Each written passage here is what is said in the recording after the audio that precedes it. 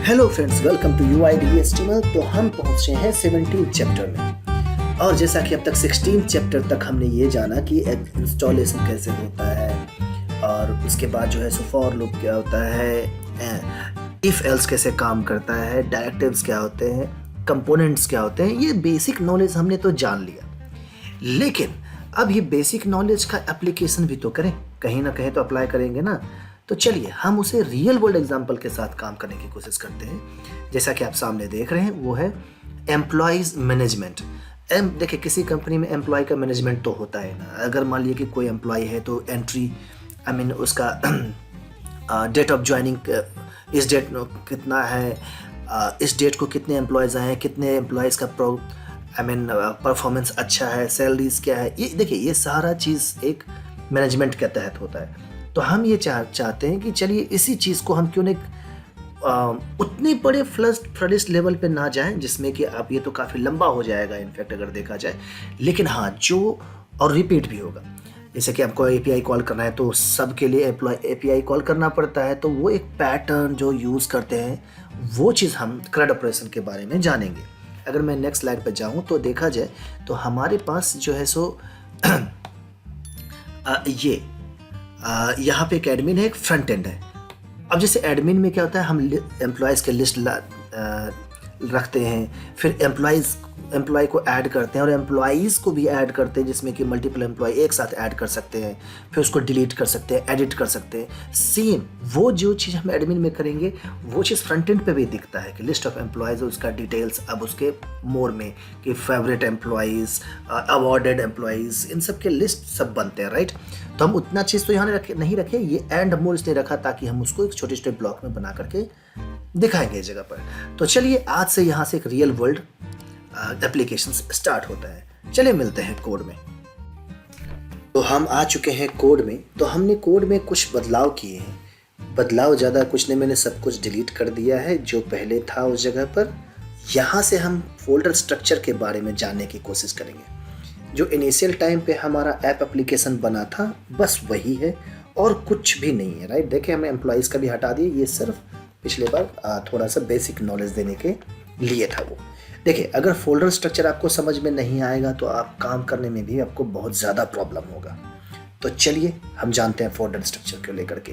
देखिए, सबसे पहला चीज़ क्या होता है कि कुछ कंपोनेंट्स ऐसे होते हैं जिसको कि हम through out the application use करते हैं। जैसे हेडर हो गया, हेडर हम सब जगह यूज़ करते हैं, राइट। कोई भी पेज हो, फुटर सब जगह यूज़ करते हैं, राइट। तो ये दो चीज़ें हम मान के चलते हैं जो अगर सब जगह यूज़ करते हैं तो इसको एक कोर फोल्डर में हम डालते हैं। कोर चीज़ें हैं जो कि सब चीज़ में यूज़ होते हैं। चलिए एक कोर फोल्डर बनाते हैं ऐप में। यहाँ पे मैंने डाल दिया कोर। इससे हमें क्या पता चलता है कि इसके अंदर में जो भी कंपोनेंट आएगा वो कंपोनेंट पूरे एप्लीकेशन में यूज़ होगा, राइट। चलिए हम इसके अंदर में पूरा एप्लीकेशन में एक हेडर बनाते हैं इस जगह पर। तो यहाँ पर हम एक इसी को इंटीग्रेटेड टर्मिनल खोल लेते हैं और वही पुराना नॉलेज यूज़ करेंगे, क्या, ng-gc, और इसको हम देते हैं इस कंपोनेंट का नाम मेन हेडर। इससे हमें पता चलेगा कि ये एक हेडर है जो कि मेन है, पूरे वेबसाइट में आना है, राइट। हम एंटर कर देते हैं और ध्यान रखिएगा कि हमने कहाँ बनाया, कोर के अंदर में बनाया है। प्लीज़ आप कहीं और नहीं बना दीजिएगा, ठीक। दूसरा, अब देखिए यहाँ पे देखिए मेन हेडर का बन गया इसके अंदर में, ओके। इसके अंदर में कितने फाइल्स हैं, 1 2 3 4 फाइल्स आ चुके हैं इस जगह पर। तो एक तो मेन हेडर हो गया, दूसरा मेन फुटर डाल देता हूँ मैं, ओके, ng-gc मेन फुटर।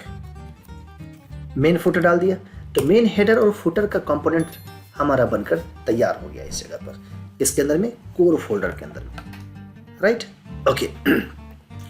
अब ये हम डिज़ाइन हम बाद में करेंगे, जो कि हम पहले भी ऐसे बता देंगे। हम कुछ डिज़ाइन कर देंगे और उसके बारे में बताएंगे, क्योंकि डिज़ाइन का क्लास तो इसमें होना नहीं है, उसके लिए अलग ट्यूटोरियल बनेगा, ओके। अब ये हो गया जो हम पूरे पेज में यूज़ करते हैं। दूसरा, अब इसके अंदर में हम एक और फोल्डर बनाते हैं एप्लीकेशन के अंदर में, बाकी कोर के अंदर में नहीं। यहाँ पे हम बनाते हैं शेयर्ड। देखिए, ये शेयर्ड फोल्डर क्यों होता है, ये फोल्डर वो होता है इसके अंदर में हम डायरेक्टिव्स, सर्विसेज, कंपोनेंट, ये सब पाइप्स, ये सब रखते हैं ताकि ये एप्लीकेशन में यूज़ होता है रिक्वायरमेंट के हिसाब से, राइट। मान लिया किसी पेज में हमको सर्विसेज का यूज़ करना है, तो हमको शेयरिंग कर रहा हूँ ना, एक से जगह से दूसरी जगह से शेयर कर रहा हूँ, तो हमें पता होना चाहिए ना कि ये कंपोनेंट एक्चुअली आखिर में किस कंपोनेंट से किस फोल्डर से आ रहा है, और वो बेस्ट प्रैक्टिस होता है। अगर मान लिया कोई भी सर्विसेज है हम रूट पे रख दिए, तो मतलब समझने में दिक्कत होगा कि यार ये शेयरिंग है या डेडिकेटेड उसी पर्टिकुलर कंपोनेंट के लिए है, वो थोड़ा सा कन्फ्यूज़न होता है इसलिए, राइट। हम शेयर्ड का एक फोल्डर बना लेते हैं। चलिए, अब डिपेंड करता है कि हम यहाँ पे बात किए थे कि एक बैक एंड होगा और एक फ्रंट एंड होगा। देखिए, हम यहाँ पर 2 फोल्डर भी बना के चल सकते हैं, एक एडमिन एक फ्रंट एंड। लेकिन ज़रा सोचिए कि एडमिन और फ्रंट एंड का अगर 2 अलग अलग फोल्डर बना के चलते हैं, तो हमारे लिए इस जगह पे एक तो लगता है कि हाँ इसमें एडमिन में है, ये हमारा फ्रंट एंड में। दोनों केस में अगर इसको हम रूट पे भी रखते हैं तो हमें पता चलता है रूट पे अगर है तो ये वेबसाइट है, राइट। और एडमिन एक स्पेसिफिक टास्क के लिए बना हुआ है, स्पेसिफिक काम के लिए हम उसमें रखें उनकी चीज़ों को। तो आपके ऊपर डिपेंड करता है कि यहाँ पे 2 फोल्डर बनाएंगे या एक ही फोल्डर में काम करेंगे। मैं क्या करता हूँ, वेबसाइट जो फ्रंट एंड का है उसको फ्रंट एंड पे ही रखने की कोशिश करता हूँ। जैसे फ्रंट एंड के पेजेस हो जाते हैं उसके, और ये सब चीज़ें तो पेजेस के अंदर में हमारा होम का आ जाता है, अबाउट का जो राउटर्स होते हैं वो चीज़ उसके अंदर में आ जाता है, राइट। तो हम अभी उसको रहने देते हैं। हम बोले थे कि इसमें हम एक एडमिन वाला भी काम करेंगे, तो एडमिन का हम अलग फोल्डर बना लेते हैं अभी, राइट। देखिए, वो आपके ऊपर डिपेंड करता है कि आप फ्रंट एंड को फ्रंट एंड फोल्डर बना के रखना चाहते हैं। मैं यहाँ एडमिन का फोल्डर बना दिया। अब ये पता चला कि इसके अंदर जितने भी लॉजिक्स होंगे, डेटाबेस से रिलेटेड जो भी होगा, add CRUD operation, add edit delete जो भी होगा वो एडमिन के अंदर में होगा, राइट। अब एक और चीज़ हम क्या करते हैं, इसके अंदर में मॉडल्स बना के रखते हैं या इंटरफेस जो भी आप कहिए, जिसमें कि हमारे प्रोजेक्ट के जितनी भी टाइप कास्टिंग चीज़ होते हैं वो इसके अंदर में हम ला के रख देते हैं, जो हमें समझने में बहुत आसान होता है कि अच्छा इसके अंदर टाइप कास्टिंग है तो इंटरफेस वाले फोल्डर से आ रहा होगा या टाइप वाले मॉडल्स के अंदर से आ रहा होगा, जो भी है इस तरह से। तो हमें खोजने में दिक्कत नहीं होता कि क्या चीज़ कहाँ से इनहेरिट होके आ गया। तो हम यहाँ पे एक न्यू फोल्डर एक और बनाते हैं जिसको हम देते हैं मॉडल्स। मॉडल्स डाल दिए, जितने भी मॉडल्स हैं हम पढ़ेंगे, मॉडल्स के बारे में आगे पढ़ेंगे कि मॉडल्स कैसे काम करती है जगह पे, राइट। ये चीज़ें तो अभी हम बेसिक इतना ही फोल्डर स्ट्रक्चर बनाए, राइट। और ये फोल्डर स्ट्रक्चर अगर आपको समझ में, हो सकता है कि आपके 1-2 और फोल्डर भी मिलेंगे अलग अलग कंपनीज के प्रोजेक्ट के अनुसार, बट बेसिकली इस तरह के स्ट्रक्चर समझिए, नाम मत देखिए यहाँ पर, स्ट्रक्चर। कुछ ऐसे फोल्डर्स होता है कोर के बदले में, हो सकता है कि पहले प्रोजेक्ट में चलता हुआ रहा हो कि मेन करके कुछ भी एक फोल्डर दे सकता है इस जगह पे। लेकिन आपको ये समझना पड़ेगा कि क्या कंपोनेंट कहाँ से कहाँ जा रहा है, किस जगह से इंपोर्ट हो रहा है, उसकी जानकारी होनी चाहिए। तो ये बेसिक स्ट्रक्चर हमने दे दिया जो आप यूज़ कर सकते हैं अपने एप्लीकेशन को लेकर के भी, ताकि आपको आप मगर जब रेगुलर में काम करेंगे तो बहुत जगह से आपको खोजना पड़ेगा कि ये फाइल एक्चुअली हम लगा तो दिए, फंक्शन काम तो कर रहा है, लेकिन आया कहाँ से, राइट। ये चीज़ें प्रॉब्लम होंगी उस जगह पर। तो ये फोल्डर स्ट्रक्चर का था जो हमने बेसिक सब तैयार कर लिया है और इसी से हम आगे बढ़ेंगे, ठीक है। तो चलिए इस जगह पर हम क्या करते हैं, एक छोटा सा ऐप कंपोनेंट में हेडर एंड फुटर ला करके रखते हैं ताकि वो आसान हो आगे बढ़ने के लिए, ठीक है। फिर शेयर्ड फोल्डर इन सब की हम बातें करेंगे। तो हम देख रहे हैं कि ऐप कंपोनेंट अभी पूरा का पूरा खाली है, ठीक है। अब मैंने हेडर एंड फुटर 2 बना के रखे हुए हैं, ठीक है, जो कि हमारे कोर फोल्डर में है, main header main footer, okay. तो चलिए इंपोर्ट करते हैं। तो ऐप कंपोनेंट में जाते हैं, सबसे पहले किसी कंपोनेंट के अंदर में किसी कंपोनेंट के सेलेक्टर्स को यूज़ करना है, HTML में यूज़ करना है, तो बस उसके कंपोनेंट को इंपोर्ट कर लीजिए। अब जब अभी राउटर आउटलेट यूज़ है, इसको हटाते हैं, हमें इसकी ज़रूरत नहीं है, अभी पिछले चैप्टर का था, ठीक है, सेव कर दिया। अब यहाँ जाते हैं तो हमको मेन हेडर चाहिए था, तो मेन हेडर का एक कंपोनेंट बना हुआ है, राइट। देखिए कितने अच्छे, अब बता रहे हैं कोर फोल्डर से आ रहा है। कभी कभी यहाँ पर क्या किया जाता है, ऐसे आ जाएगा आपको इंपोर्ट src/ ऐसे करके ऐप/ आ रहा है ना इस जगह से, बहुत जगह आपको दिखेगा। अब एक चीज़ क्या होता है, रिलेटिव पाथ इज़ गुड। अगर आप रिलेटिव पाथ जाते हैं वो भी बहुत अच्छा है, राइट। कभी कभी आपको यहाँ पे @ करके भी आएगा, @core करके। इसका हम लोग करते हैं कि फोल्डर के से डायरेक्टली देते हैं, आपको रिलेटिव पाथ देने की भी जरूरत नहीं पड़ती है। हम डायरेक्ट फोल्डर को स्पेसिफाई करते हैं कि इसी फोल्डर से आएगा। लेकिन इसके लिए टाइप कॉन्फ़िगरेशन में कुछ हमें लिखना पड़ता है, उसकी सेटिंग्स करनी पड़ती है, कॉन्फ़िगर करने पड़ते हैं, राइट।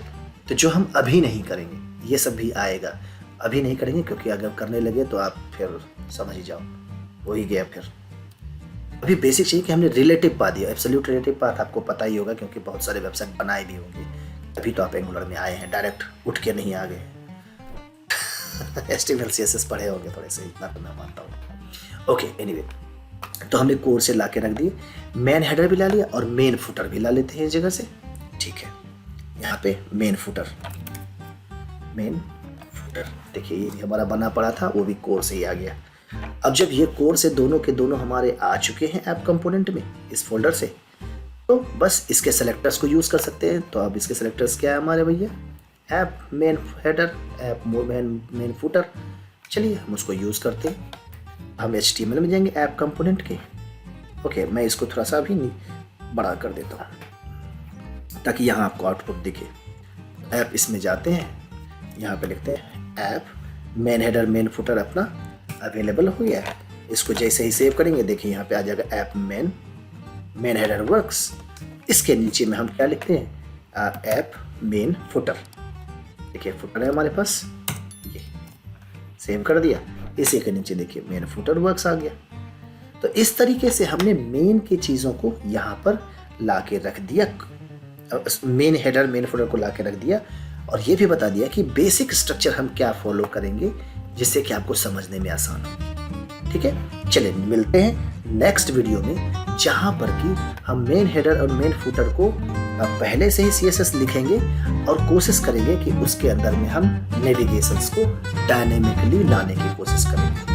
हालांकि यहाँ से तो अब तो नया चीज़ है, तो हम मेन हेडर पे काम करेंगे, फिर उसके बाद साइड बार में काम करेंगे, फिर बीच में कंटेंट आएगा उस पर काम करेंगे, कुछ डेटा लाएंगे, कुछ सर्विसेज लाएंगे, ये सब चलेगा, राइट। इस जगह उसमें तो चलिए मिलते हैं नेक्स्ट वीडियो में, तब तक के लिए बाय बाय।